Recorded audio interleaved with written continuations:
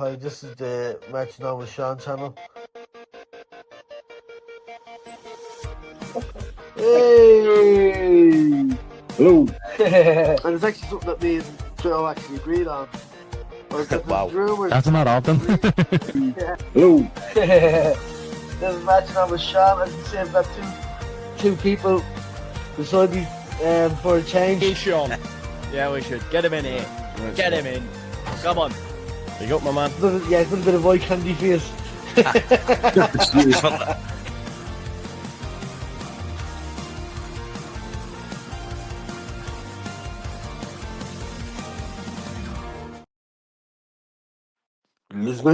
Lights. Hello, this is Match Now with Sean. This is the press room preview for Leeds Forest. Yeah, that was an interesting presser. DCL is a late call for Sunday, which we kind of expected. Willie is back and available, which is great to hear. Nice to see. No excuses now to not have him starting.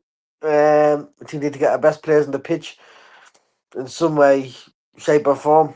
Doesn't matter how, just get them on the pitch. Just get to the stage where we need to get the best players on the pitch.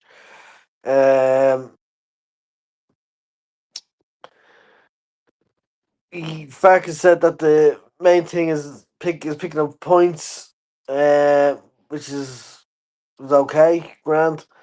I kind of agree with that. It's not so much about the performance. We kind of need to start picking up more than 1 point. He's only picking up 3 points. Like, I think tomorrow or Sunday is must win. Must win. Same again, and in Vents Villa, after the international break, I know we struggle after the international break. I'd still want to get us sneak another point somehow. I know it's some people might think it's a tough call to get a point against Villa, but we've got the January that we have and the December that we have. Like the next 3 games, then after that are City, Chelsea, and Liverpool in that order. And I'll be in Leeds for 2 out of the 3 of them. I'll be there for the City away with the imagine that being Leeds boys. For the City away. Find some sort of pub in Leeds for that. And then I'll be there for the Liverpool game. With family. Get me dad, my cousin, and my nephew. It'll be me cousin's first Leeds game, and it'll be my first Leeds game under the lights. So absolutely buzzing for that. So I'm hoping to collect 3 points there against Liverpool would be nice. We've done it before. We've done it before under Jesse. We've done it before. Yeah, let's hope so, and let's hope Fark is still in the job. I hope people like the video I put up earlier on about the managers if it does go wrong. Who I think could replace Fark. I think it was quite interesting. Nice little bit of a debate in the chat, which is nice in the comments, which is nice. Which is what I want. But yeah, getting distracted now. Fact that he's looking at more than the goals and assists. So to me, that means the Mecha could start versus Forest, which I'm not a fan of. Which I think it's about he's our best finisher in the team. Perot's our best finisher. So why is he not playing his best finisher at the club? I don't get it. I just don't get it. You have to make it work. It's Fark's job to make it work. That we have our best players on the pitch at all times. He's our best finisher. If it means dropping a midfielder, and putting two up front or whatever, it needs something needs to change to shoehorn Perot in. If you ask me, and you'll see my formation. For Sunday, you'll see my idea.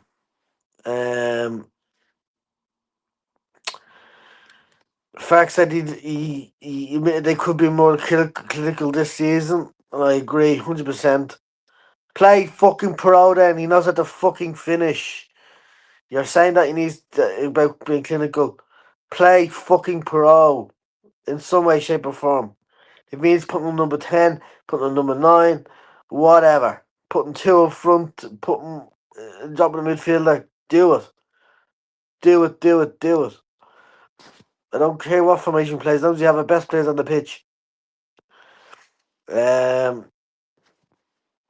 First, according to Fark, first is not a must win, which I think is bizarre. That shows no ambition whatsoever. They're below us in the table. There's a chance to bridge a gap going into a tough December. It's a must win for me. We need to collect 4 points in the next two games. I think we'll be in the bottom two by Christmas. And I'm telling you that now. We'll be in the bottom two by Christmas. And if we drop in to the relegation zone, I can't see Fark having the fighting ability to get us back out of there. At least under Jesse, we could have had a bit of a fighting spirit about us. I know he probably had us too pumped up, but at least we were fighting for the cause.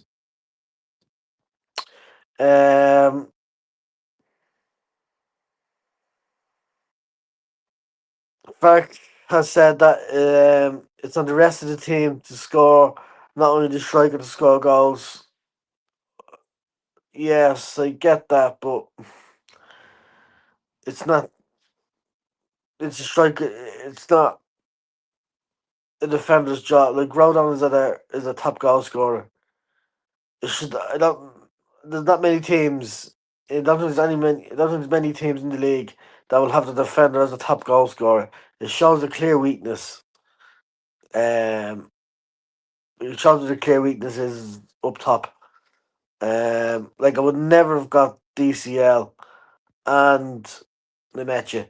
I would have got one or the other, and I would have got DCL, but I would never have got Nemecha as well. Because they're too similar. They're both can be quite injury prone. As you can see now, DCL is injured, which is fucking fantastic.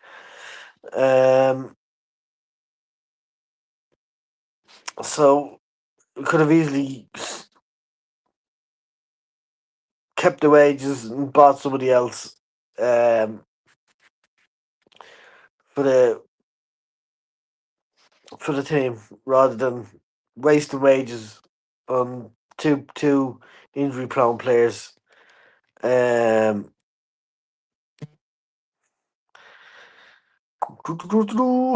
Next bit is Fark has said that he's not reflecting on his own performance.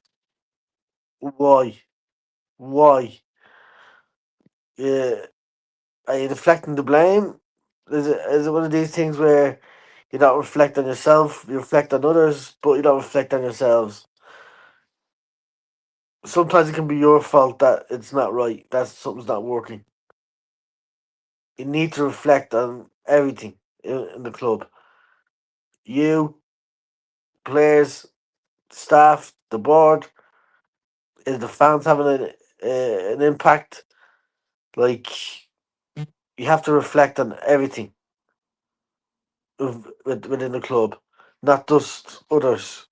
And that's Fark's big problem. He tends to go and try to blame others rather than if something goes wrong and putting your hands up going, I fucked up. I fucked up. I'm probably one of the worst people for saying I need to blame myself before I blame others. Because I take it personally. If something goes wrong, I take it personally. Which I probably shouldn't do. But I'd rather be like that than blaming somebody else. Look at yourself first before you look at anybody else, before you judge others. And if you can't judge it, you can't reflect on yourself first without you've no right, in my opinion, to judge other people. If you don't judge yourself first, am I doing things right? Am I doing it right? Am I doing things in the correct fashion? I think if you started reflecting on his own performance, you might learn one or two things. Like why we're making subs so late. Is that might be a problem that we're making subs so fucking late? And the subs too alike that we're making? Are they too similar? Are they going completely gung ho, like throwing all the attackers on? It doesn't work like that in the Premier League. You can get away with shit like that in the Championship, but you will not get away with that in the Premier League. Not a chance.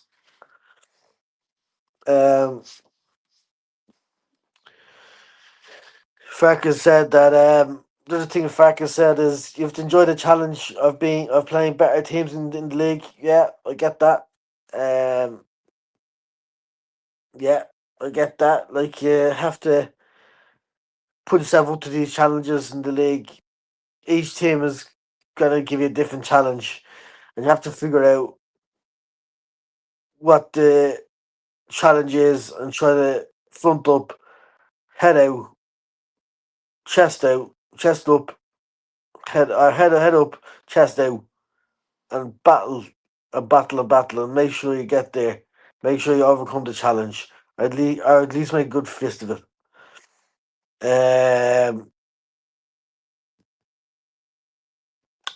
Fark feels there's more pressure in the championship than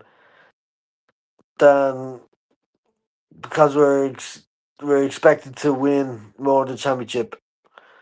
I get that. There's obviously gonna be more pressure, but pressure's a good thing. Pressure's a fucking wonderful thing. Pressure makes diamonds. Pressure makes diamonds. You will not get anywhere with it being all cozy and nicey nice. You need to have that bit of pressure. Pressure makes you perform better. The work makes you perform better. If you're in competition with somebody, it'll always make you go to that next level. What have I got to do to get to that next level? That's it about the presser. Thought it was quite interesting, some of the stuff. I'm gonna give you my team. I've dilly dallied on it for the last day. And I've gone with this. I'm gonna give a 4-2-3-1 formation. So back to last season's formation. I put Perry in goal.